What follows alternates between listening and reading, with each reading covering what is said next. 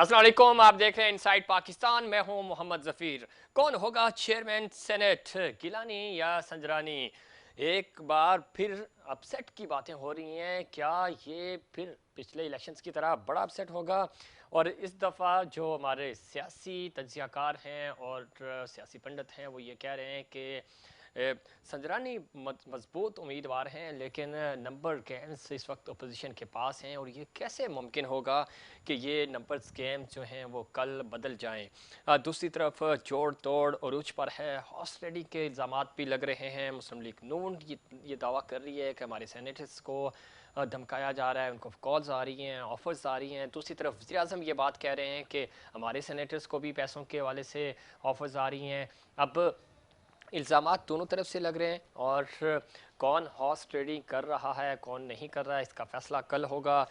कल देखते हैं कि ये मैच कौन जीतता है। और दूसरी तरफ फैसल वावडा कह रहे हैं कि मैं जिम्मेदारी से कह रहा हूँ कि कल का मैच वन साइडेड होगा। किस तरह वन साइडेड होगा, जो कि बाज़ार नंबर्स हैं वो हुकूमत के पास पूरे नहीं हैं। चेयरमैन और डिप्टी चेयरमैन सेनेट के लिए तमाम होमवर्क मुकम्मल कर लिया है। आसिफ अली जरदारी कह रहे हैं कि तमाम अरकान ने हिमायत का यकीन दिला दिया। दूसरी तरफ यूसुफ रज़ा गिलानी साहब भी पुरुम्मीद हैं कि वो कल इलेक्शन जीत जाएंगे। और एहसन इकबाल साहब कहते हैं कि वो कौन सी साइंस है जिससे इमरान खान अपने 47 वोटों को 53 तक लेकर जाएंगे, और अगर लेकर गए तो इसी को हॉर्स ट्रेडिंग कहते हैं। इन तमाम इश्यूज़ पे बात करेंगे। हमारे साथ मौजूद हैं पाकिस्तान मुस्लिम लीग नवाज़ की सीनियर रहनुमा MNA समीना मतलूब साहिबा। बहुत शुक्रिया, आपने प्रोग्राम में वक्त दिया। किस तरह देखती हैं कल के हवाले से जो इलेक्शंस हैं उस पर दोनों तरफ से इल्ज़ामात लगाए जा रहे हैं कि पैसा चल रहा है, सेनेटर्स को फ़ोन कॉल्स आ रही हैं, उनको ऑफर्स आ रही हैं। कौन लोग हैं? हुकूमत भी ये दावे कर रही है, आप भी यही कह रहे हैं कि हमारे सेनेटर्स को भी कॉल्स आ रही हैं। कौन लोग हैं जो कॉल कर रहे हैं? जी अस्सलाम वालेकुम। जी बात यह है कि एक चीज जो कोई कर रहा है उसको तो हम बाद में देखेंगे। इस वक्त क्या पोजीशन है, क्या सिचुएशन है। इस वक्त पोजीशन के पास नंबर जो है वो पूरे हैं, इसी तरह ये ना। और जबकि हुकूमत के पास नंबर 47 है मेरा ख्याल है। तो उसमें ये है, अब हॉर्स ट्रेडिंग कौन करेगा? गवर्नमेंट ही करेगी ना। अब जिनके पास नंबर पूरे हैं वो क्यों करेगी खींचातानी, और जिनके पास नंबर नहीं है वही बोलेगी, वही लोगों को खरीदेगी और वही शोर भी मचाएगी कि काम भी करेगी और चोर चोर का शोर भी मचाएगी। ये लोगों की पुरानी आदत है। इस वक्त तक जो रिजल्ट है वो गिलानी की फेवर में है। नो डाउट दोनों जो उम्मीदवार हैं ताकतवर हैं, अच्छे हैं, दोनों ही अच्छे हैं। मैं ये नहीं कहती, संजरानी साहब की बड़ी अच्छी रेपुटेशन है, उन्होंने बहुत अच्छे तरीके से हौसला है, लेकिन वक्त के साथ चेंजेस आती रहती हैं और एक बदलाव कोई भी हमेशा के लिए तक नहीं बैठा और ये तब्दीली आनी होती है, वो आती रहती है। अभी तब्दीली आएगी और हम होपफुल हैं कि हमें हॉर्स ट्रेडिंग की जरूरत नहीं पड़ेगी। बिल्कुल ठीक कह रही हैं समीना मतलूब साहब, आप सीनियर पार्लियामेंटेरियन हैं, आप सीनियर सियासतदान हैं, आप समझती हैं इन चीज़ों को। लेकिन कितनी बदकिस्मती होगी अगर कल संजरानी साहब जीत जाते हैं, और जो कि हमने प्रीवियस जब ये चेयरमैन बने थे तो उस वक्त भी देखा था इनके पास नंबर्स पूरे नहीं थे, लेकिन ये जीत गए थे। और आज फिर वही सिचुएशन है। और अगर कल ये फैसला हो जाता है, संजरानी साहब को वोट पड़ जाते हैं, तो हमारे जो मोराल है या इथिक्स हैं वो कहाँ स्टैंड करेंगे हम? तो फिर वही यही होगा कि चोर चोर चोर का शोर मचाने वाले खुद चोर साबित हो जाएंगे। इसमें तो कोई शक नहीं है ना। शोर को जो बहुत मचाते हैं ना जी, उसे इल्जाम दे दिया, उसे इल्जाम दे दिया और खुद पीछे बैठ के शरारत भी कर ली, चोरी भी करते रहे, दूसरे को शोर बचाते रहे कि लोगों का ध्यान उसकी तरफ रहे, हमारे से हट गए। और ये अब इनका जो दाल गलने वाली नहीं है। अगर तो इन्होंने अपने नंबर पूरे किए जैसे पिछली दफा किया है और खामोशी हो गई, लेकिन इस दफा खामोशी नहीं होगी। इनको अपनी चोरी का फिर जवाब देना पड़ेगा और अपना हिसाब किताब भी पुख्ता करना पड़ेगा कि दूसरों को चोर कहने वाले खुद कैसे चोरी करते हैं।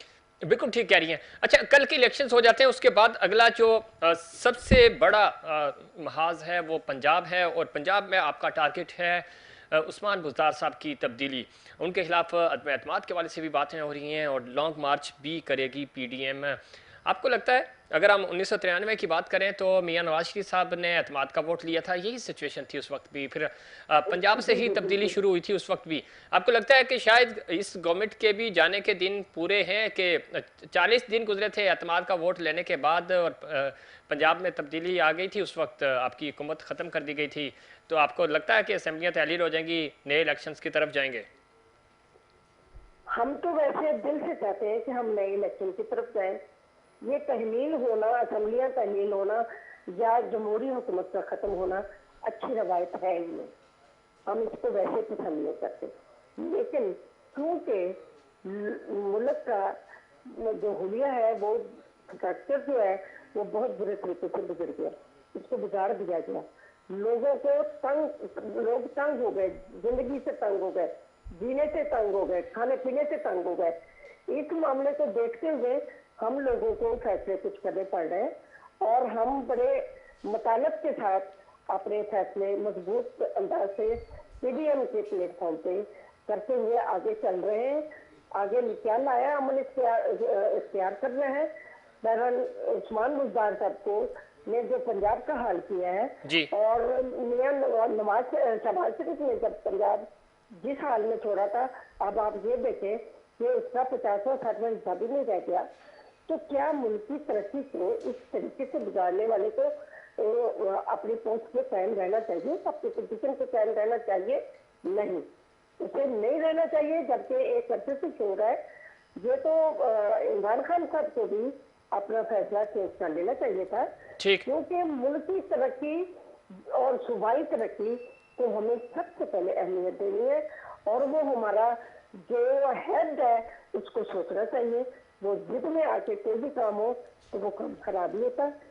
बिल्कुल ठीक कह रही हैं आप, बिल्कुल सोचना चाहिए। अच्छा, दूसरी तरफ अगर हम सेनेट की बात करें, मरियम नवाज कह रही हैं कि हमारे पास सेनेटर्स को जो कॉल्स आई हैं, कुछ लोगों ने वो कॉल फ़ोन कॉल जो है वो रिकॉर्ड किए हैं, सबूत भी हैं, और दूसरी तरफ वो ये भी कह रही हैं कि मज़ीद कॉल्स भी आ रही हैं। तो इस हवाले से कोई आपने हिकमत अमली प्लान की है कि अगर ये फ़ोन कॉल्स और ये डेटा कल, चूँकि इलेक्शंस के बाद ही पता चलेगा कि अगर आपकी तरफ से कुछ इस तरह की चीज़ें समझ आई, चंद्रानी साहब अगर जीत जाते हैं, तो उसके बाद फिर आप ये सबूत आके अदालत में, इलेक्शन कमीशन में लेके जाएंगे?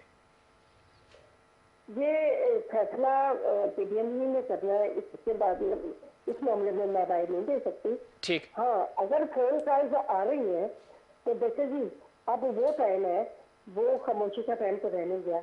लोग टेप कर लेते हैं, लोग वायरल कर देते हैं। ठीक अब है। सोशल समीना मीडिया का मतलब साहब, टाइम है। मुझे ब्रेक पे भी जाना है। आखिरी सवाल, अब पंजाब में चूंकि अगर आपने गेम चेंज करना है, प्लान करना है, तो चौधरी बरदरान मुस्लिम लीग, काफ लीग जो है वो बड़ा इंपॉर्टेंट है वहाँ का, तो उनके साथ बैकडोर कोई आपके राब्ते हो रहे हैं, उनके साथ कोई बात हो रही है?